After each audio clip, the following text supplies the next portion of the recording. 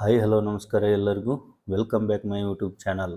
ಇವತ್ತಿನ ವಿಡಿಯೋದಲ್ಲಿ first P U C, second P U C, any degree, any P G ವಿದ್ಯಾರ್ಥಿಗಳು 2024-25ನೇ ಸಾಲಿಗೆ metric ನಂತರದ ವಿದ್ಯಾರ್ಥಿ ವೇತನಕ್ಕೆ ಅರ್ಜಿಯನ್ನು ಸಲ್ಲಿಸಲು ಅವಕಾಶ ಮಾಡಿಕೊಟ್ಟಿದ್ದಾರೆ. ಸೊ ಈ ಒಂದು ಅರ್ಜಿಯನ್ನು ಯಾವ ರೀತಿ ಸಲ್ಲಿಸಬೇಕು ಮತ್ತು ಈ ಒಂದು ಅರ್ಜಿ ಸಲ್ಲಿಸಲಿಕ್ಕೆ ಯಾವೆಲ್ಲ ದಾಖಲೆಗಳು ಇರಬೇಕಾಗತ್ತೆ ವಿದ್ಯಾರ್ಥಿಗಳಲ್ಲೇ ಅಂತ ನಾನು ಈ ವಿಡಿಯೋದಲ್ಲಿ ತಿಳಿಸ್ಕೊಡ್ತಾ ಇದ್ದೀನಿ. ಅದಕ್ಕೂ ಮುಂಚೆ ಯಾರೆಲ್ಲ ಇದೇ ಮೊದಲು ನನ್ನ ಯೂಟ್ಯೂಬ್ ಚಾನಲನ್ನು ನೋಡ್ತಾ ಇದ್ರೆ ದಯವಿಟ್ಟು ಸಬ್ಸ್ಕ್ರೈಬ್ ಮಾಡಿಕೊಂಡು ಪಕ್ಕದಲ್ಲಿ ಕಾಣುವ ಬೆಲ್ ಬಟನ್ ಮೇಲೆ ಕ್ಲಿಕ್ ಮಾಡಿ ಆಲ್ ಅಂತ ಸೆಲೆಕ್ಟ್ ಮಾಡ್ಕೊಳ್ಳಿ. ಬನ್ನಿ ಹಾಗಾದ್ರೆ ನೋಡೋಣ. ಸೊ ಈ ಒಂದು ವೆಬ್ಸೈಟ್ ಕಾಣುತ್ತಲ್ಲ, ಇದು SSP ಪೋರ್ಟಲ್. ಇದು SSP ಪೋರ್ಟಲ್ ಅಂತ ನೀವು ಬಳಸ್ತಕ್ಕಂಥ ಯಾವುದಾದ್ರೂ ಒಂದು ಬ್ರೌಸರಲ್ಲಿ ಸರ್ಚ್ ಮಾಡಿದರೆ ಈ ರೀತಿ ಪೇಜ್ ಬರುತ್ತೆ. ಸೊ ಈ ಒಂದು ಅರ್ಜಿಯನ್ನು ಸಲ್ಲಿಸಲಿಕ್ಕೆ ಇಲ್ಲಿ ಫಸ್ಟ್ ಏನು ಮಾಡ್ಕೋಬೇಕಂದ್ರೆ, ವಿದ್ಯಾರ್ಥಿಗಳು PUC ಸ್ಟೂಡೆಂಟ್ಸ್ ಆಗಿದ್ದರೆ ಮೊದಲ ವರ್ಷದಲ್ಲಿ ಅವ್ರು ಏನಾದರೂ ಈ ಸರಿ ಅಡ್ಮಿಷನ್ ಮಾಡ್ಕೊಂಡಿದ್ರೆ ಮಾತ್ರ ಹೊಸ ಖಾತೆಯನ್ನು ಇಲ್ಲಿ ಕ್ರಿಯೇಟ್ ಮಾಡ್ಕೊಳ್ಬೇಕಾಗತ್ತೆ. ಒಂದು ವೇಳೆ ಈಗಾಗಲೇ ನೀವು ಅಪ್ಲೈ ಮಾಡಿದರೆ ಅವರು ಲಾಗಿನ್ ಆಗಬೇಕಾಗತ್ತೆ. ಈಗಾಗಲೇ ಕಳೆದ ವರ್ಷದಲ್ಲಿ ವಿದ್ಯಾರ್ಥಿಗಳು ಈ ಒಂದು SSPಗೆ ವಿದ್ಯಾರ್ಥಿ ವೇತನಕ್ಕೆ ಅರ್ಜಿ ಸಲ್ಲಿಸಿದರೆ ಅವರು ಇಲ್ಲಿ 2024-25ನೇ ಸಾಲಿ ಮೆಟ್ರಿಕ್ ನಂತರದ ವಿದ್ಯಾರ್ಥಿ ವೇತನಕ್ಕೆ ಅರ್ಜಿ ಸಲ್ಲಿಸಲು ಇಲ್ಲಿ ಕ್ಲಿಕ್ ಮಾಡಿ ಅಂತ ಕಾಣುತ್ತಲ್ಲ, ಸೊ ಇದ್ರ ಮೇಲೆ ಕ್ಲಿಕ್ ಮಾಡಿಕೊಂಡು ಲಾಗಿನ್ ಆಗಬೇಕಾಗತ್ತೆ. ಸೊ ಯಾರೆಲ್ಲ ನೀವು ಅರ್ಜಿಯನ್ನು ಸಲ್ಲಿಸಿಲ್ಲವೋ ಅವರು ಇಲ್ಲಿ ಕ್ಲಿಕ್ ಮಾಡಿದರೆ ಅದು ರಿಜಿಸ್ಟ್ರೇಷನ್ಗೆ ಓಪನ್ ಆಗುತ್ತೆ. ಸೊ ಅದಕ್ಕೂ ಮುಂಚೆ ನೀವು ಈ ಒಂದು ವಿದ್ಯಾರ್ಥಿ ವೇತನಕ್ಕೆ ಅರ್ಜಿ ಸಲ್ಲಿಸಲಿಕ್ಕೆ ನೀವು ಯಾವೆಲ್ಲ ದಾಖಲೆಗಳು ನಿಮ್ಮ ಹತ್ರ ಇರಬೇಕಾಗತ್ತೆ ಅಂತ ಅನ್ನೋದು ಮುಖ್ಯವಾಗಿರುತ್ತೆ. ಸೊ ಇಲ್ಲಿ ನಾವು ನೋಡ್ತಾ ಹೋಗೋದಾದ್ರೆ, ಮೊದಲನೇದಾಗಿ ಮೆಟ್ರಿಕ್ ನಂತರದ ವಿದ್ಯಾರ್ಥಿ ವೇತನಕ್ಕಾಗಿ ಖಾತೆ ಸೃಜಿಸಲು ಅರ್ಜಿ ಸಲ್ಲಿಸಲು ಅಗತ್ಯವಿರತಕ್ಕಂತಹ ದಾಖಲೆಗಳು ಅಂದರೆ ಇಲ್ಲಿ ನೀವು ಅಕೌಂಟ್ ರಿಜಿಸ್ಟ್ರೇಷನ್ ಮಾಡ್ಕೊಳ್ಳಿಕ್ಕೆ ಬೇಕಾದಂತಹ ದಾಖಲೆಗಳು ಬೇಕು. ಪ್ಲಸ್ ಇಲ್ಲಿ ನೀವು ಅಪ್ಲೈ ಮಾಡಲಿಕ್ಕೆ ಇವೆಲ್ಲ ದಾಖಲೆಗಳು 10 ದಾಖಲೆಗಳು ನಿಮ್ಮಲ್ಲಿ ಇರಬೇಕಾಗುತ್ತೆ. ಮೊದಲನೇದಾಗಿ ವಿದ್ಯಾರ್ಥಿಗಳ ಒಂದು ಆಧಾರ್ ಸಂಖ್ಯೆ ಅಂದರೆ ವಿದ್ಯಾರ್ಥಿಗಳ ಒಂದು ಆಧಾರ್ ಕಾರ್ಡ್ ಜೆರಾಕ್ಸ್ ಪ್ರತಿ ನಿಮ್ಮ ಹತ್ರ ಇರಬೇಕಾಗತ್ತೆ. ಹಾಗೆ ಮೊಬೈಲ್ ನಂಬರ್ ಕೂಡ ಇರಬೇಕಾಗತ್ತೆ. ವಿದ್ಯಾರ್ಥಿಗಳು ಕಡ್ಡಾಯವಾಗಿ ಇಮೇಲ್ ಐಡಿಯನ್ನು ಹೊಂದಿರಬೇಕಾಗತ್ತೆ. ಈ ಒಂದು SSLC ಈ ಒಂದು ಪೋಸ್ಟ್ ಮೆಟ್ರಿಕ್ ಅರ್ಜಿ ಸಲ್ಲಿಸಲಿಕ್ಕೆ ವಿದ್ಯಾರ್ಥಿಗಳು ಮೇಲ್ ಐಡಿಯನ್ನು ಹೊಂದಿರೋದು ಕಡ್ಡಾಯವಾಗಿದೆ. ಅದೇ ರೀತಿಯಾಗಿ ಅವರ ಒಂದು SSLCಯ ಒಂದು ಅಂಕಪಟ್ಟಿ ಇರಬೇಕಾಗುತ್ತೆ. ಅವರ ಹತ್ರ ನೋಂದಣಿ ಸಂಖ್ಯೆ ಕೇಳುತ್ತೆ ಇಲ್ಲಿ. ಸೊ ನಿಮ್ಮ ಒಂದು ಅಂಕಪಟ್ಟಿ ಕೂಡ ಇಲ್ಲಿ ನಿಮ್ಮ ಜೊತೆಗೆ ಇರಬೇಕಾಗತ್ತೆ. 5ನೇದಾಗಿ ವಿದ್ಯಾರ್ಥಿಗಳ ಹೆಸರಿನಲ್ಲಿ ಇರತಕ್ಕಂತಹ ಜಾತಿ ಮತ್ತು ಆದಾಯ ಪ್ರಮಾಣ ಪತ್ರ ಅದು ಕೂಡ ನಿಮ್ಮ ಹತ್ರ ಜೆರಾಕ್ಸ್ ಪ್ರತಿ ಇರಬೇಕಾಗತ್ತೆ. ಇಲ್ಲಿ RD ಸಂಖ್ಯೆಯನ್ನು ನೀವು ಎಂಟರ್ ಮಾಡಬೇಕು, ಬಟ್ ನಿಮ್ಮ ಜೊತೆಗೆ ಇವು ಕಾಪಿಗಳು ಇರಬೇಕಾಗತ್ತೆ. ಒಂದು ವೇಳೆ ವಿದ್ಯಾರ್ಥಿಯು PH ಆಗಿದ್ರೆ, ವಿಕಲಚೇತನರಾಗಿದ್ದರೆ ಅದಕ್ಕೆ ಸಂಬಂಧಿಸಿದಂತಹ ದಾಖಲೆಗಳು ಕೂಡ ಇರಬೇಕಾಗತ್ತೆ. ಸೊ ನೆಕ್ಸ್ಟ್ 7ನೇದಾಗಿ ವಿದ್ಯಾರ್ಥಿಯು ವಾಸ ಇರತಕ್ಕಂತಹ ಜಿಲ್ಲೆ, ತಾಲೂಕು, ವಿಧಾನಸಭಾ ಕ್ಷೇತ್ರದ ಹೆಸರು ಮತ್ತು ಮನೆ ವಿಳಾಸ. ಸೊ ಇಲ್ಲಿ ನಿಮಗೆ ಆಧಾರ್ ಕಾರ್ಡ್ ಇದ್ರೆ ನಡೆಯುತ್ತೆ, ಏನು ತೊಂದರೆ ಇಲ್ಲ. ನಂತರ ವಿದ್ಯಾರ್ಥಿಯ ಕಾಲೇಜ್ ದಾಖಲಾತಿ ನೋಂದಣಿ ಸಂಖ್ಯೆ ಬೇಕಾಗತ್ತೆ. ಸೊ ನೀವು ಯಾವ ಕಾಲೇಜಿನಲ್ಲಿ ಅಡ್ಮಿಷನ್ ಆಗಿರ್ತೀರೋ ಸೊ ಆ ಕಾಲೇಜಿನ ಒಂದು ನೋಂದಣಿ ಸಂಖ್ಯೆ ಮತ್ತು ದಾಖಲಾತಿಗೆ ಸಂಬಂಧಿಸಿದಂತಹ ವಿವರವನ್ನು ನೀಡ್ತಕ್ಕಂತಹ ದಾಖಲೆ ನಿಮ್ಮ ಹತ್ರ ಇರಬೇಕಾಗತ್ತೆ. ಅಡ್ಮಿಷನ್ ರೆಸಿಪ್ಟ್ ಇರುತ್ತಲ್ಲ, ಫೀಸ್ ಕಟ್ಟಿರೋದು ಅದಿದ್ರೂ ನಡೆಯುತ್ತೆ. ನಂತರ ಈ ದೃಢೀಕರಣವನ್ನು ಮಾಡ್ಕೊಳ್ಳಿಕ್ಕೆ ನಿಮ್ಮ ಹತ್ರ ಸಂಬಂಧಪಟ್ಟಂತಹ ದಾಖಲೆ ಇರಬೇಕಾಗತ್ತೆ. ನೀವೇನಾದರೂ ಹಾಸ್ಟೆಲ್ ವಿದ್ಯಾರ್ಥಿ ಆಗಿದ್ದರೆ ಅದಕ್ಕೆ ಸಂಬಂಧಿಸಿದಂತಹ ದಾಖಲೆಗಳನ್ನು ವಿದ್ಯಾರ್ಥಿಯು ಹೊಂದಿರಬೇಕಾಗತ್ತೆ. ಇವಿಷ್ಟು ದಾಖಲೆಗಳು ಈ ಒಂದು SSP 2024-25ನೇ ಸಾಲಿಗೆ ಅರ್ಜಿಯನ್ನು ಸಲ್ಲಿಸಲಿಕ್ಕೆ ನಿಮ್ಮ ಹತ್ರ ಇರಬೇಕಾದಂತಹ ದಾಖಲೆಗಳು. ಸೊ ಇಲ್ಲಿ ನಾವು ಮೊದಲಿಗೆ ಏನು ಕಾಣ್ತಾ ಇದೆ, ರಿಜಿಸ್ಟ್ರೇಷನ್ ಲಿಂಕ್. ಇದರ ಮೇಲೆ ನಾವು ಕ್ಲಿಕ್ ಮಾಡಿದರೆ ಹೊಸಬ್ರಿಗೆ ಮಾತ್ರ, ಇದು ಎಲ್ಲರಿಗೆಲ್ಲ, ಈಗಾಗಲೇ ಅರ್ಜಿಯನ್ನು ಸಲ್ಲಿಸಿದವರಿಗೆಲ್ಲ ಹೊಸಬ್ರಿಗೆ ಇದ್ರ ಮೇಲೆ ಕ್ಲಿಕ್ ಮಾಡಿದರೆ ಈ ರೀತಿಯಾಗಿ ಒಂದು ರಿಜಿಸ್ಟ್ರೇಷನ್ ಖಾತೆ, ಒಂದು ಕ್ರಿಯೇಟ್ ಅಕೌಂಟ್ ಖಾತೆಗೆ ಇಲ್ಲಿ ಓಪನ್ ಆಗುತ್ತೆ. ಸೊ ವಿದ್ಯಾರ್ಥಿಯ ಒಂದು ಆಧಾರ್ ಸಂಖ್ಯೆಯನ್ನು ಇಲ್ಲಿ ಎಂಟರ್ ಮಾಡಿ, ನಂತರ ಆಧಾರ್ ಕಾರ್ಡಲ್ಲಿ ಇರುವಂತೆ ಹೆಸರನ್ನು ಕೂಡ ಇಲ್ಲಿ ಎಂಟರ್ ಮಾಡಿಕೊಂಡು ಅವರ ಒಂದು ಲಿಂಗವನ್ನು ಮೇಲ್, ಫೀಮೇಲ್, ಟ್ರಾನ್ಸ್ಜೆಂಡರ್ ಅಂತ ಕಾಣುತ್ತಲ್ಲ ಅದನ್ನು ಕ್ಲಿಕ್ ಮಾಡಿಕೊಂಡು ಇಲ್ಲಿ ಕ್ಯಾಪ್ಚಾವನ್ನು ಎಂಟರ್ ಮಾಡಿ, ನಂತರ ಇಲ್ಲಿ ಚೆಕ್ ಬಾಕ್ಸ್ ಮೇಲೆ ಕ್ಲಿಕ್ ಮಾಡಿ ಮುಂದುವರಿಸಿ ಅಂತ ಕೊಡಬೇಕು. ಅದು ರಿಜಿಸ್ಟ್ರೇಷನ್ ಕಂಪ್ಲೀಟ್ ಆಗುತ್ತೆ ಅಲ್ಲೇ. ಈ ರೀತಿಯಾಗಿ ನೀವು ರಿಜಿಸ್ಟ್ರೇಷನನ್ನು ಕ್ರಿಯೇಟ್ ಅಕೌಂಟ್ ಮಾಡ್ಕೊಳ್ಳೋದ್ರ ಮೂಲಕ ನೀವು ಮಾಡ್ಕೊಳ್ಬೇಕಾಗತ್ತೆ. ಈಗ ನಾನು ಇದರಲ್ಲಿ 2ನೇದಾಗಿ ಈಗಾಗಲೇ ಅರ್ಜಿಯನ್ನು ಸಲ್ಲಿಸಿರ್ತಕ್ಕಂಥ ವಿದ್ಯಾರ್ಥಿಗಳು ಲಾಗಿನ್ ಯಾವ ರೀತಿ ಆಗಬೇಕು ಅನ್ನೋದನ್ನು ನೋಡೋಣ. ಇಲ್ಲಿ ಇದರ ಒಂದು ಲಿಂಕ್ ಮೇಲೆ ಕ್ಲಿಕ್ ಮಾಡಿ ಇಲ್ಲಿ ಇಲ್ಲಿ ಲಾಗಿನ್ ಅಂತ ಬರುತ್ತೆ, ವಿದ್ಯಾರ್ಥಿಯ ಲಾಗಿನ್ ಅವರು ಕ್ರಿಯೇಟ್ ಮಾಡಿರ್ತಕ್ಕಂಥ ಒಂದು ಲಾಗಿನ್ ಐ ಡಿ ಬಂದಿರುತ್ತೆ. ಸೊ ಆ ಲಾಗಿನ್ ಐ ಡಿಯನ್ನು ಇಲ್ಲಿ ಎಂಟರ್ ಮಾಡಿ, ಪಾಸ್ವರ್ಡ್ ಕ್ರಿಯೇಟ್ ಮಾಡ್ಕೊಂಡಿರ್ತಕ್ಕಂಥ ಪಾಸ್ವರ್ಡನ್ನು ಇಲ್ಲಿ ಎಂಟರ್ ಮಾಡಿ, ಕ್ಯಾಪ್ಚಾವನ್ನು ಕೊಟ್ಟು ಸ್ಟೂಡೆಂಟ್ ಲಾಗಿನ್ ಮೇಲೆ ಕ್ಲಿಕ್ ಮಾಡ್ಕೊಳ್ಬೇಕಾಗತ್ತೆ. ಇಲ್ಲಿ ಸ್ಟೂಡೆಂಟ್ ಲಾಗಿನ್ ಕೊಟ್ಟಾದ್ಮೇಲೆ ಇಲ್ಲಿ please submit the application for 2024-25 ಅಂತ ಬರುತ್ತಲ್ಲ, ಇಲ್ಲಿ ಕೆಳಗೆ ಓಕೆ ಅಂತ ಕೊಡಿ. ಇಲ್ಲಿ ಕೊಟ್ಟ ನಂತರ ಇಲ್ಲಿ ನೀವು ಒಂದು ಅರ್ಜಿಯ ಒಂದು ಹೋಮ್ ಪೇಜ್ ನಿಮ್ಗೆ ಕಾಣಿಸುತ್ತೆ. ಇಲ್ಲಿ ಮೊದಲ ಆಪ್ಷನ್ ಹೋಮ್ ಅಂತ ಇದೆ, application for post matric scholarship ಅಂತ ಇರುತ್ತೆ. ನಂತರ ಆ್ಯಡ್ ಪೇರೆಂಟ್ಸ್ ಡೀಟೇಲ್ಸ್ ಅಂತ ಇರುತ್ತೆ, print acknowledgement, get freeship card ಅಂತ ಇದೆ, KYC ಇದೆ. ಸೊ ಈ ರೀತಿಯಾಗಿ ಹಲವಾರು ಆಪ್ಷನ್ಗಳು ನಮ್ಗೆ ಕಾಣಿಸ್ತವೆ. ಇಲ್ಲಿ ನಾವು ಪ್ರೊಫೈಲ್ ಅಂತ ಕಾಣುತ್ತಲ್ಲ, ಇದರ ಮೇಲೆ ನಾವು ಕ್ಲಿಕ್ ಮಾಡಿಕೊಂಡ್ರೆ ವಿದ್ಯಾರ್ಥಿಯ ಒಂದು ಪಾಸ್ವರ್ಡನ್ನು ಕೂಡ ನೀವು ಚೇಂಜ್ ಮಾಡ್ಕೊಳ್ಬೋದು.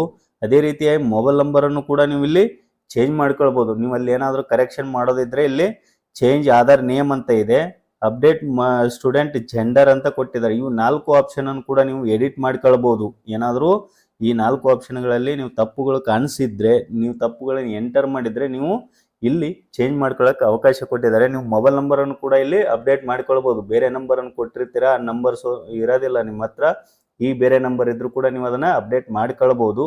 ಅದೇ ರೀತಿಯಾಗಿ ಚೇಂಜ್ ಪಾಸ್ವರ್ಡ್ ಕೂಡ ನೀವು ಮಾಡ್ಕೊಳ್ಬೋದಾಗತ್ತೆ.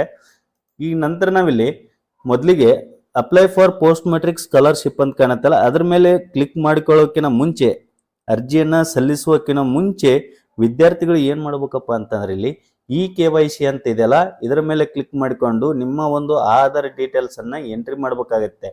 ಈ ಒಂದು KYC ಮೇಲೆ ನೀವು ಇಲ್ಲಿ ಕ್ಲಿಕ್ ಮಾಡಬೇಕಾಗತ್ತೆ. KYC ಮೇಲೆ ಕ್ಲಿಕ್ ಮಾಡಿದಾಗ your Aadhaar KYC needs to be done to capture your photograph for scholarship purpose, please provide your consent for the same ಅಂತ ಕಾಣುತ್ತಲ್ಲ, ಕ್ಲಿಕ್ ಫಾರ್ KYC ಮೇಲೆ ನೀವು ಇಲ್ಲಿ ಕ್ಲಿಕ್ ಮಾಡ್ಕೊಳ್ಬೇಕು. ಇಲ್ಲಿ ಮಾಡ್ಕೊಂಡ ನಂತರ ಈ ರೀತಿಯಾಗಿ ನೀವು ಆಧಾರ್ ಎಂಟ್ರಿ ಮಾಡ್ಕೊಳ್ಳಿಕ್ಕೆ ಒಂದು ಪೇಜ್ ಕಾಣಿಸುತ್ತೆ ನಿಮಗೆ. ಆಧಾರ್ ಸಂಖ್ಯೆಯನ್ನು ಇಲ್ಲಿ ನೀವು ಏನು ಮಾಡಬೇಕು ಅಂದರೆ ಎಂಟರ್ ಮಾಡ್ಕೊಳ್ಬೇಕು. ಆಧಾರ್ ಸಂಖ್ಯೆನ ಎಂಟರ್ ಮಾಡಿಕೊಂಡು ಇಲ್ಲಿ ಚೆಕ್ ಬಾಕ್ಸ್ ಮೇಲೆ ರೈಟ್ ಅಂತ ಕ್ಲಿಕ್ ಮಾಡಿ, ನಂತರ ಇಲ್ಲಿ 3 ಆಪ್ಷನನ್ನು ಕೊಟ್ಟಿದ್ದಾರೆ. ಒಂದು OTP ಇದೆ, ಫೇಸ್ ಕ್ಯಾಪ್ಚರ್ ಇದೆ, ಫಿಂಗರ್ ಪ್ರಿಂಟ್ ಅಂತ ಇದೆ. ನೀವು ಈಸಿಯಾಗಿ ಮಾಡೋದಂದರೆ OTP ಮೇಲೆ ಕ್ಲಿಕ್ ಮಾಡಿ ನೀವು. ನಂತರ ರಿಜಿಸ್ಟರ್ಡ್ ಮೊಬೈಲ್ ನಂಬರ್ಗೆ ಅದು ಏನಾಗುತ್ತೆ ಅಂದರೆ OTP ಹೋಗುತ್ತೆ. ಸೊ ಆ OTPಯನ್ನು ಎಂಟರ್ ಮಾಡಿ ಸಬ್ಮಿಟ್ ಕೊಟ್ಟಾದ ಮೇಲೆ ಅಲ್ಲಿಗೆ ಏನಾಗುತ್ತೆ ಅಂದರೆ ನಿಮ್ದು KYC ಕಂಪ್ಲೀಟ್ ಆಗುತ್ತೆ. ಅಲ್ಲಿ ಕಂಪ್ಲೀಟ್ ಕೊಟ್ಟಾದ್ಮೇಲೆ ಈ ರೀತಿ ಒಂದು ಫೋಟೋಗ್ರಾಫ್, ನಿಮ್ಮ ಆಧಾರ್ ಕಾರ್ಡಲ್ಲಿ ಇರತಕ್ಕಂತಹ ಫೋಟೋಗ್ರಾಫ್ ಇಲ್ಲಿ ಕಾಣಿಸುತ್ತೆ. ಇಲ್ಲಿ ನಿಮ್ದು KYC ಏನಾಗುತ್ತೆ ಅಂದರೆ ಡನ್ ಆಗುತ್ತೆ. ನಂತರ KYC ಮಾಡ್ಕೊಂಡ ನಂತರ ಇಲ್ಲಿ apply for the post matric scholarship ಅಂತ ಕಾಣುತ್ತೆ, ಅದರ ಮೇಲೆ ನೀವು ಇಲ್ಲಿ ಕ್ಲಿಕ್ ಮಾಡ್ಕೊಳ್ಬೇಕು. ಮಾಡ್ಕೊಂಡ ನಂತರ ಇಲ್ಲಿ 4 ಸ್ಟೆಪ್ಗಳು ನಿಮ್ಗೆ ಕಾಣಿಸುತ್ತೆ, 5 ಸ್ಟೆಪ್ಗಳು.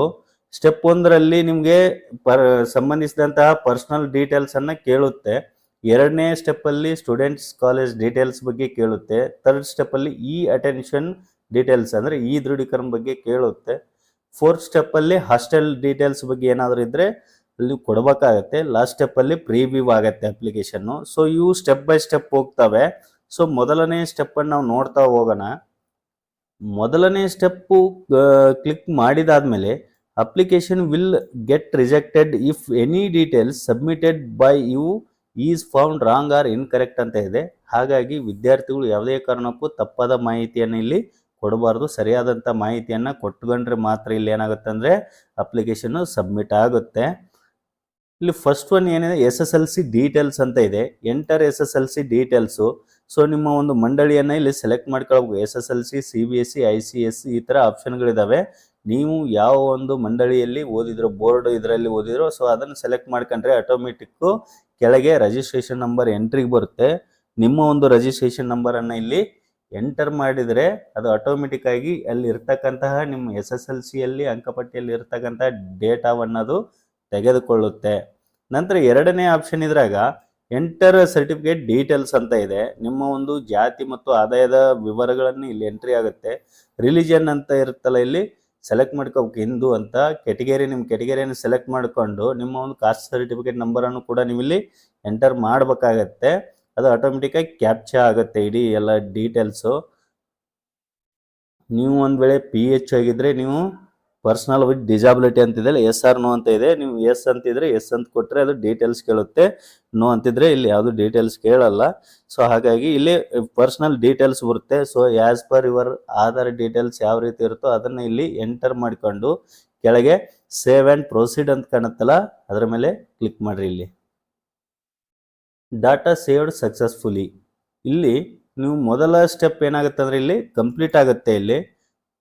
ಇಲ್ಲಿ ಮೊದಲ ಸ್ಟೆಪ್ ಕಂಪ್ಲೀಟ್ ಆದಮೇಲೆ ಈ ರೀತಿ ಗ್ರೀನ್ ಬರುತ್ತೆ. ಇಲ್ಲಿ ಅಂದರೆ ಕಂಪ್ಲೀಟ್ ಆದ್ರೆ ಮಾತ್ರ ಈ ರೀತಿ ಬರುತ್ತೆ, ಇಲ್ಲಾಂದ್ರೆ ರೆಡ್ಡೇ ಇರುತ್ತೆ. So second step college details ಕೇಳುತ್ತೆ, ಅಪ್ಲೈ ಅಂತ ಬಟನ್ ಮೇಲೆ ಕ್ಲಿಕ್ ಮಾಡ್ರಿ. ಇಲ್ಲಿ ಕೆಳಗೆ college or course details, college course ವಿವರಗಳಂತಿದೆ. Enter college or course details ಅಂತ ಐತಲ್ಲ, ಇಲ್ಲಿ ಕೆಳಗೆ ನಾವಿಲ್ಲಿ ನೋಡ್ಬೇಕು. ನೀವು ಹೊರ ರಾಜ್ಯದಲ್ಲಿ ಇರುವ ವಿಶ್ವವಿದ್ಯಾಲಯ ಶೈಕ್ಷಣಿಕ ಸಂಸ್ಥೆಯಲ್ಲಿ ವ್ಯಾಸಂಗ ಮಾಡುತ್ತಿರುವಿರಾ ಅಂತಿದೆ. ಅಂದ್ರೆ ನಾವು ಔಟ್ ಆಫ್ ಸ್ಟೇಟ್. ಇಲ್ಲಿ ಎಸ್ ಇದ್ರೆ ಸ್ಟೂಡೆಂಟ್ಸ್ ಅವರು ಎಸ್ ಅಂತ ಕೊಡಿ. ಆಲ್ಮೋಸ್ಟ್ ಅಲ್ಲಿ ಎಲ್ಲರೂ ವಿತ್ ಇನ್ ಸ್ಟೇಟ್ ಅಲ್ಲಿ ಓದ್ತಿರೋದ್ರಿಂದ ನೋ ಅಂತ ಕೊಟ್ಕೊಳ್ಳಿ. ನಂತರ are you studying in 11th or 12th in CBSE or ICSE or IGSE board ಅಲ್ಲಿ ಏನಾದ್ರು ಓದ್ತಿದ್ರೆ ಎಸ್ ಅಂತ ಕೊಡಿ, ಇಲ್ಲಾಂದ್ರೆ ನೋ ಅಂತ ಕೊಡಬೇಕಾಗುತ್ತೆ. ಸೊ ಇಲ್ಲಿ ನಾವು ನೋ ಅಂತ ಕೊಟ್ಟಾದ್ಮೇಲೆ ಅದು ಡೀಟೇಲ್ ಎಲ್ಲ ಬರುತ್ತೆ. ಅಂದ್ರೆ ನಾವು SATS ನಂಬರು ಆ ಕಾಲೇಜ್ನವರು ಅಪ್ಡೇಟ್ ಮಾಡಿದ್ರೆ ಈ ರೀತಿ ಬರುತ್ತೆ. ಒಂದ್ ವೇಳೆ ಅವರು ಅಪ್ಡೇಟ್ ಮಾಡಿಲ್ಲ ಅಂದ್ರೆ ಅದು ಈ ರೀತಿ ಬರೋದಿಲ್ಲ. ಸೊ ಇಲ್ಲಿ are you display details correct ಅಂತಿದ್ದಲ್ಲಿ ಎಸ್ ಅಂತ ಕೊಡಿ. ನಂತರ ಅದು ಆಟೋಮೆಟಿಕ್ ತಾನೇ ತಗೊಳುತ್ತೆ. ಕಾಲೇಜು ಪ್ರತಿಯೊಂದು ನಂಬರ್, ಸ್ಟೂಡೆಂಟ್ ಬೋರ್ಡ್ ನಂಬರ್, ಪ್ರತಿಯೊಂದು ಹೆಸರು, ಆಮೇಲೆ ಕಾಲೇಜ್ ನೇಮು, ಆಮೇಲೆ ಕೋರ್ಸ್ ಏನು ಓದ್ತಿದ್ದಾರೆ ನೇಮು, ಆಮೇಲೆ ಕೋರ್ಸ್ ಸ್ಟಾರ್ಟಿಂಗ್ ಡೇಟ್ ಯಾವಾಗ, ಪ್ರತಿಯೊಂದು ಕೂಡ ತಗೊಳುತ್ತೆ. ಅದನ್ನ ನಾವು ಎಂಟರ್ ಮಾಡ್ಕೊಂಡು ಯಾವ ವರ್ಷದಲ್ಲಿ ಓದ್ತಿದ್ದಾರೆ, ಅವನ ಕಾಂಬಿನೇಷನ್ ಏನು, ಆಮೇಲೆ ಲಿಟ್ರಸಿ ಎಂಟ್ರಿ ಅಂತ ಇಲ್ಲಿ ಏನೇನಿದೆ ಇವೆಲ್ಲ ಪ್ರತಿಯೊಂದು ಕೂಡ ತಾನೇ ತಗೊಳುತ್ತೆ. ಸೊ ನಾವಿಲ್ಲಿ ಸೇವ್ ಅಂತ ಕೆಳಗೆ ಏನ್ ಸೇವ್ ಅಂಡ್ ಪ್ರೊಸೀಡ್ ಅಂತ ಇದೆ ಅದರ ಮೇಲೆ ನಾವು ಕ್ಲಿಕ್ ಮಾಡ್ಕೊಳ್ಬೇಕು. ಸೊ ಮಾಡ್ಕೊಂಡಾದ್ಮೇಲೆ ಅಕಾಡೆಮಿಕ್ ಡೀಟೇಲ್ಸ್ ಸೇವ್ಡ್ ಸಕ್ಸಸ್ಫುಲಿ ಅಂತಿದ್ದೆ ಐತಲ್ಲ, ಅದ್ರ ಕೆಳಗೆ ಓಕೆ ಐ ಅಂಡರ್ಸ್ಟ್ಯಾಂಡ್ ಅದರ ಮೇಲೆ ಕ್ಲಿಕ್ ಮಾಡ್ಕೊಳ್ಬೇಕು. ನಂತರ ಇಲ್ಲಿ ಪ್ರೀವಿಯಸ್ ಇಯರ್ ಪಾಸ್ಡ್ ಡೀಟೇಲ್ಸ್ ಅಂತ ಇದೆ, ಹಿಂದಿನ ವರ್ಷ ತೇರ್ಗಡೆಯಾದ ವಿವರಗಳು ಅಂತಿದೆ. ಸೊ ನಾವು ಹಿಂದೆ ಯಾವ ಇಯರ್ ಅನ್ನು ಪಾಸ್ ಆಗಿರುತ್ತೋ ಅದರದ ಒಂದು ಇಲ್ಲಿ ಡೀಟೇಲ್ಸ್ ಅನ್ನು ನಾವು ಎಂಟ್ರಿ ಮಾಡ್ಕೊಳ್ಬೇಕಾಗುತ್ತೆ. ಸೊ ನಾನು ಇಲ್ಲಿ ಸೆಕೆಂಡ್ PU ಎಂಟ್ರಿ ಮಾಡ್ತಿರುವ ಕಾರಣ ಫಸ್ಟ್ ಇಯರ್ದು ನಾನು ಎಂಟ್ರಿ ಮಾಡ್ತೀನಿ. ನೀವು ಅಕಸ್ಮಾತ್ ಇಲ್ಲಿ ಸೆಮ್ ಅಲ್ಲಿ ಓದ್ತಾ ಇದ್ರೆ ಲಾಸ್ಟ್ ಸೆಮ್ ಅಲ್ಲಿ ನೀವು ಏನ್ ಪಾಸ್ ಆಗಿರುತ್ತೋ ಅದನ್ನ ನೀವು ಇಲ್ಲಿ ಎಂಟ್ರಿ ಮಾಡ್ಕೊಳ್ಬೇಕಾಗತ್ತೆ. ಸೊ ಸೆಕೆಂಡ್ ಆಪ್ಷನ್ ಮಾರ್ಕ್ಸ್ ಅನ್ನ ಇಲ್ಲಿ ನಾವು ಎಂಟ್ರಿ ಮಾಡ್ಬೇಕಾಗತ್ತೆ, ಮಾರ್ಕ್ಸ್ ಎಷ್ಟು ಅಂತೇಳಿ. ಇಲ್ಲಿ ನೀವು ಹಿಂದಿನ ವರ್ಷ ಕರ್ನಾಟಕದ ಹೊರ ರಾಜ್ಯದಲ್ಲಿನ ವಿಶ್ವವಿದ್ಯಾಲಯ ಶೈಕ್ಷಣಿಕ ಮಂಡಳಿಯಲ್ಲಿ ವ್ಯಾಸಂಗ ಮಾಡಿದ್ದೀರಾ ಅಂತಿದೆಯಲ್ಲ, ಇಲ್ಲಿ ನೋ ಅಂತ ಕೊಡಿ. ನಂತರ ಇಲ್ಲಿ ಜಿಲ್ಲೆಯನ್ನ ಆಯ್ಕೆ ಮಾಡಿ, ನಿಮ್ದು ಯಾವ ಡಿಸ್ಟಿಕ್ ಅದನ್ನ ಆಯ್ಕೆ ಮಾಡ್ಕೊಳ್ಬೇಕಾಗತ್ತೆ. ಇಲ್ಲಿ ಜಿಲ್ಲೆಯನ್ನ ಸೆಲೆಕ್ಟ್ ಮಾಡ್ಕೊಳ್ಬೇಕು. ನಂತರ ತಾಲೂಕನ್ನು ಕೂಡ ನೀವು ಇಲ್ಲಿ ಸೆಲೆಕ್ಟ್ ಮಾಡ್ಕೊಳ್ಬೇಕು. ನಂತರ ಹಿಂದಿನ ವರ್ಷ ವ್ಯಾಸಂಗ ಮಾಡಿದ ವಿಶ್ವವಿದ್ಯಾಲಯವನ್ನ ಆಯ್ಕೆ ಮಾಡಿ, ಯಾವ ಒಂದು ವಿಶ್ವವಿದ್ಯಾಲಯದಲ್ಲಿ ನೀವು ಓದಿದ್ರೆ ಅದನ್ನ ಸೆಲೆಕ್ಟ್ ಮಾಡ್ಕೊಳ್ಬೇಕು. ಸೊ ನೀವು ಇಲ್ಲಿ ತಾಲೂಕನ್ನು ಸೆಲೆಕ್ಟ್ ಮಾಡ್ಕೊಂಡಾದ್ಮೇಲೆ ಸೆಲೆಕ್ಟ್ ಪ್ರೀವಿಯಸ್ ಇಯರ್ ಯೂನಿವರ್ಸಿಟಿ ಅಂತಿದೆಯಲ್ಲ ಅದನ್ನ ಇಲ್ಲಿ ಸೆಲೆಕ್ಟ್ ಮಾಡ್ಕೊಳ್ಬೇಕಾಗತ್ತೆ. ಸೊ ನೀವು PG ಅಲ್ಲಿ ಅಥವಾ ಇದರಲ್ಲಿ ಓದ್ತಿದ್ರೆ ಅದನ್ನ ಬೋರ್ಡ್ ಅನ್ನ ನೀವು ಸೆಲೆಕ್ಟ್ ಮಾಡ್ಕೋಬೇಕು, ಯೂನಿವರ್ಸಿಟಿ ಯಾವುದು ಅಂತ. ಸೊ ನೀವು PUC ಆಗಿದ್ರೆ department of pre university education ಅಂತ ಇರುತ್ತೆ, ಅದನ್ನ ನೀವು ಇಲ್ಲಿ ಸೆಲೆಕ್ಟ್ ಮಾಡ್ಕೊಳ್ಬೇಕು. ಸೊ ಮಾಡ್ಕೊಂಡಾದ್ಮೇಲೆ ಹಿಂದಿನ ವರ್ಷ ವ್ಯಾಸಂಗ ಮಾಡಿರ್ತಕ್ಕಂಥ ಕಾಲೇಜ್ ಯಾವ್ದು ಅನ್ನೋದನ್ನ ಕೂಡ ನೀವು ಇಲ್ಲಿ ಸೆಲೆಕ್ಟ್ ಮಾಡ್ಕೊಳ್ಬೇಕಾಗತ್ತೆ. ನಿಮ್ ಕಾಲೇಜನ್ನ ಇಲ್ಲಿ ಸೆಲೆಕ್ಟ್ ಮಾಡ್ಕೋಬೇಕು. ಸೊ ಇಲ್ಲಿ ಕಾಲೇಜನ್ನು ಸೆಲೆಕ್ಟ್ ಮಾಡ್ಕೊಂಡಾದ್ಮೇಲೆ ಇಲ್ಲಿ ಏನ್ ಬರುತ್ತೆ ಅಂದ್ರೆ ಹಿಂದಿನ ವರ್ಷ ವ್ಯಾಸಂಗ ಮಾಡಿದ ಕೋರ್ಸ್ ಅನ್ನ ಆಯ್ಕೆ ಮಾಡಿ. ಇಲ್ಲಿ ಯಾವ ಕೋರ್ಸ್ ಅನ್ನು ನೀವು ಇಲ್ಲೇ ಓದಿರ್ತೀರೋ ಆ ಕೋರ್ಸ್ ಅನ್ನು ಇಲ್ಲಿ ಸೆಲೆಕ್ಟ್ ಮಾಡ್ಕೊಳ್ಬೇಕು. ನಂತರ ಇಲ್ಲಿ ಕೆಳಗೆ ಕಾಣ್ತಕ್ಕಂತಹ please select previous year discipline ಇಲ್ಲಿ ಸೆಲೆಕ್ಟ್ ಮಾಡ್ಕೊಂಡಾದ್ಮೇಲೆ ನಿಮ್ದು ಯಾವ್ದು ಕೋರ್ಸ್ ಅಲ್ಲಿ ಬರುತ್ತೋ ಅದನ್ನ ನೀವು ಇಲ್ಲಿ ಸೆಲೆಕ್ಟ್ ಮಾಡ್ಕೋಬೇಕು. ಸೊ ನಂತರ ಹಿಂದಿನ ವರ್ಷ ವ್ಯಾಸಂಗ ಮಾಡಿದ ಕೋರ್ಸ್ ನ ವರ್ಷವನ್ನ ಆಯ್ಕೆ ಮಾಡಿ, ಯಾವ ವರ್ಷ ಅಂತ ನೀವು ಇದೆ ಅದು ಫಸ್ಟ್ ಆರ್ ಸೆಕೆಂಡ್ ಅಂತ ಅದನ್ನ ಸೆಲೆಕ್ಟ್ ಮಾಡ್ಕೊಳ್ಬೇಕು. ನಂತರ ಇಲ್ಲಿ enter previous year registration number, ಆ ವರ್ಷದ ಒಂದು ರಿಜಿಸ್ಟ್ರೇಷನ್ ನಂಬರ್ ಇರುತ್ತಲ್ಲ ಆ ನಂಬರ್ ಅನ್ನು ನೀವು ಇಲ್ಲಿ ಎಂಟ್ರಿ ಮಾಡ್ಕೊಳ್ಬೇಕು.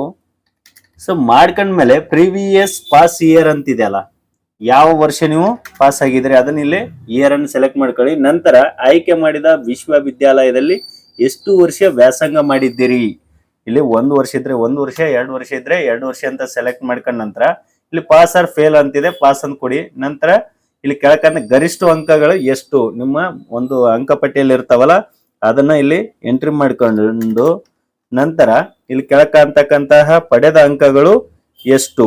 ಸೊ ಮಾಡ್ಕೊಂಡಾದ್ಮೇಲೆ ಇಲ್ಲಿ ಕೆಳಗೆ ಸೇವ್ ಅಂಡ್ ಪ್ರೊಸೀಡ್ ಅಂತಿದೆಯಲ್ಲ ಅದ್ರ ಮೇಲೆ ಕ್ಲಿಕ್ ಮಾಡಿ.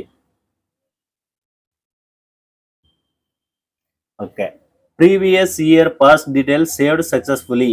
ಓಕೆ, ಐ ಅಂಡರ್ಸ್ಟ್ಯಾಂಡ್ ಮೇಲೆ ಕ್ಲಿಕ್ ಮಾಡ್ಕೊಂಡು ನಂತರ ಮತ್ತೆ ಮೇಲೆ ಬಂದು ನೆಕ್ಸ್ಟ್ ಅಂತ ಕಾಣುತ್ತಲ್ಲ ಅದ್ರ ಮೇಲೆ ಇಲ್ಲಿ ಕ್ಲಿಕ್ ಮಾಡ್ಕೊಳ್ಬೇಕು.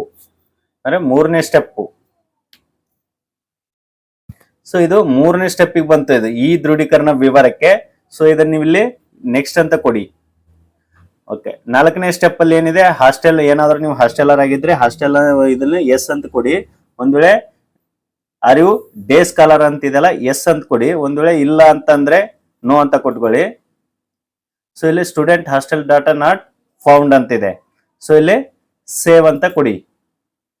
Updated successfully. ನಂತರ ಇಲ್ಲಿ ನೆಕ್ಸ್ಟ್ ಮೇಲೆ ಕ್ಲಿಕ್ ಮಾಡ್ಕೊಳ್ಬೇಕು. ಬರ್ತಲ್ಲ ಈ ಆಪ್ಷನ್ ಮೇಲೆ ನೀವು ಪ್ರಿಂಟ್ ಅನ್ನು ತೆಗೆದುಕೊಳ್ಳಬಹುದಾಗಿದೆ. ಇದಾಗಿತ್ತು ಸ್ನೇಹಿತರೆ ಇವತ್ತಿನ ವಿಡಿಯೋದಲ್ಲಿ SSB ಪೋಸ್ಟ್ ಮೆಟ್ರಿಕ್ಗೆ ಯಾವ ರೀತಿ ಅರ್ಜಿಯನ್ನು ಸಲ್ಲಿಸಬೇಕು ಅಂತಕ್ಕಂಥದ್ದು. ಈ ವಿಡಿಯೋ ಒಂದ್ ವೇಳೆ ನಿಮ್ಗೆ ಇಷ್ಟ ಆಗಿದ್ರೆ ದಯವಿಟ್ಟು ಲೈಕ್ ಮಾಡಿ, ಶೇರ್ ಮಾಡಿ, ಸಬ್ಸ್ಕ್ರೈಬ್ ಮಾಡಿ ಅಂತ ಹೇಳ್ತಾ ಈ ವಿಡಿಯೋನ ಇಲ್ಲಿ ಮುಗಿಸ್ತಾ ಇದ್ದೀನಿ. ವಂದನೆಗಳು.